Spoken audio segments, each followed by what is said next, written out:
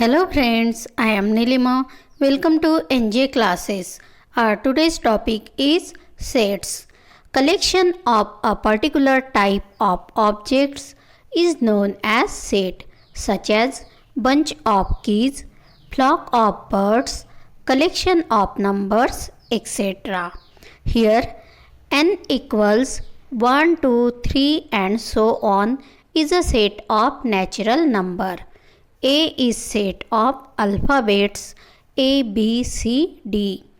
If small a is an element of set A, capital A, then we write it as A belongs to set A. If small a is not an element of set A, then we write A does not belongs to set A. The name of set is given using capital letters such as capital A, B, C and so on. The members or elements of set are shown by using small letters such as small a, B, C and so on. There are two methods of writing set. The first one is listing method. It is also known as roster method. In this method, we write all the elements of set in curly bracket. Each of the element is written only once and separated by commas. The order of an element is not important, but it is necessary to write all the elements of the set. For example, capital A is a set of elements 2, 3, 4, 5, 6, 7, 8 and 9. The next method is rule method or set builder form.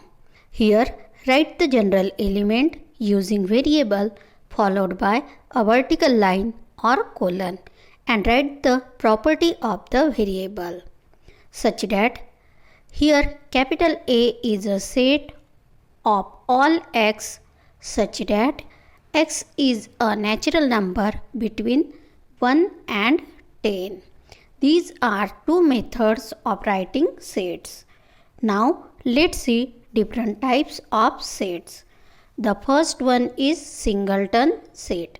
A set consisting of a single element is called a singleton set. For example, A is a set of all even numbers. As we know, there is only one even number, that is 2.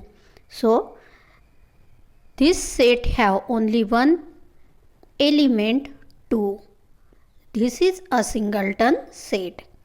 The next one is empty set or null set. If there is not a single element in the set which satisfies the given condition, then it is called a null set or an empty set. Null set is represented by curly bracket with no element or a phi.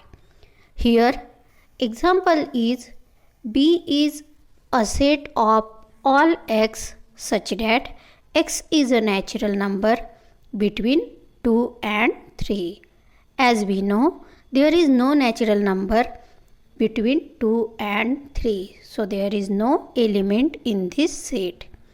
And this set is a empty set. The next one is disjoint sets. To understand this, confirm that not a single element is common in set A and B. Here, set A contains element 1, 2, 3, 4 and set B contains 6, 8 and 9. These sets are completely different from each other. So, the set A and set B are disjoint sets. The next one is equal set. Two sets A and B are said to be equal if every element of set A is in set B and every element of set B is in set A. Set A and set B are equal sets Though the elements of set A and B are not in the same order, but all elements are identical. The next one is finite set.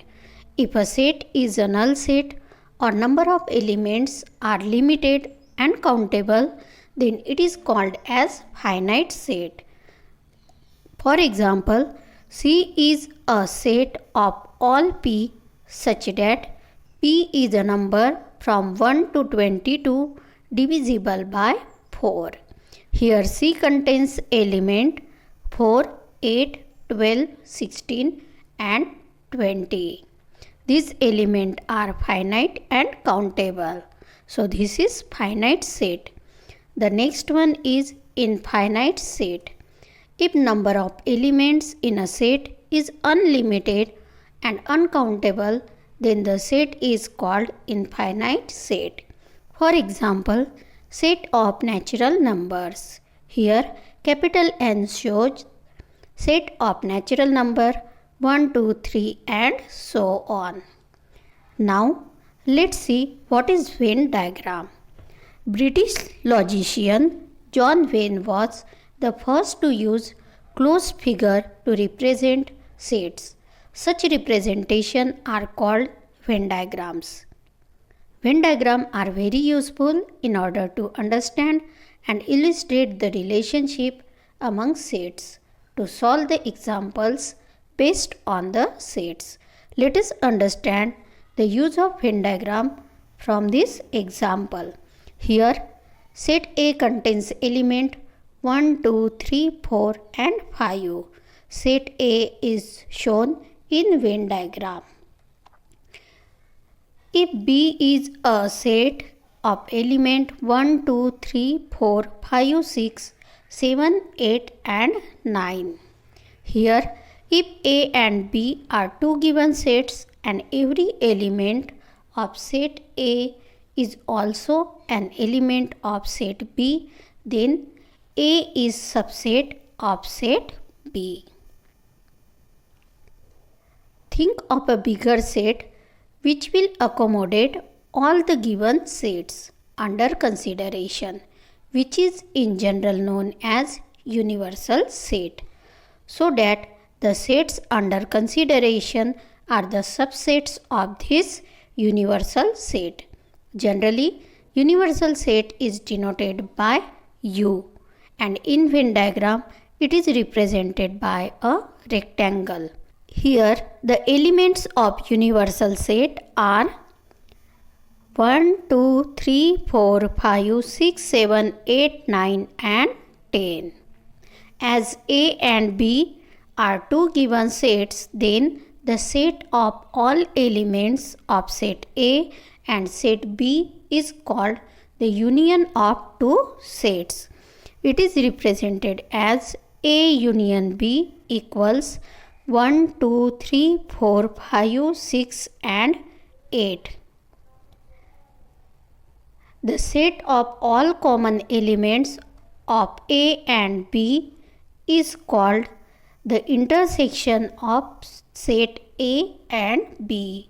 It is represented as A intersection B equals 2, 4.